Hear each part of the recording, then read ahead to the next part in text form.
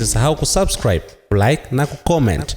Kufuatia kuripotiwa kwa tukio la kuuawa kwa Saif al-Islam Gaddafi mwenye umri wa miaka 53, mwana kiongozi wa zamani wa Libya Muammar Gaddafi, serikali ya Urusi kupitia msemaji wa Wizara ya Mambo ya Nje imelaani vikali mauaji hayo, ikiyataja kuwa ni uhalifu mkubwa uliotendeka.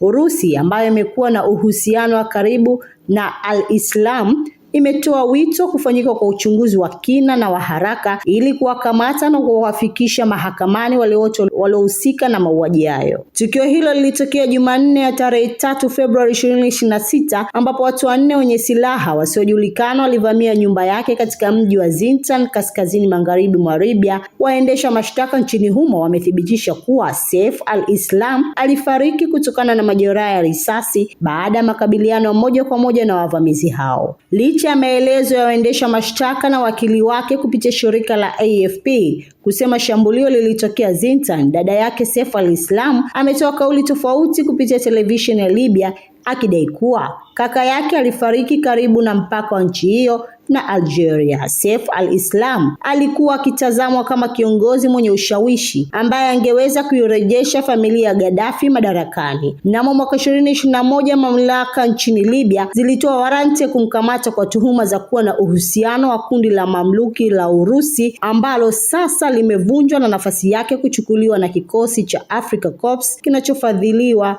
na serikali ya Urusi. Hadi sasa haijafahamika ni nani aliyekuwa nyuma kikosi hicho cha makomando wanne kilichotekeleza mauaji hayo, huku wataalamu wa uchunguzi wa jinai wakipelekwa Zintan kuanza kazi ya kusaka ukweli. Ili kwa wa kwanza kupata habari zetu, tafadhali usisahau kusubscribe, like na kucomment.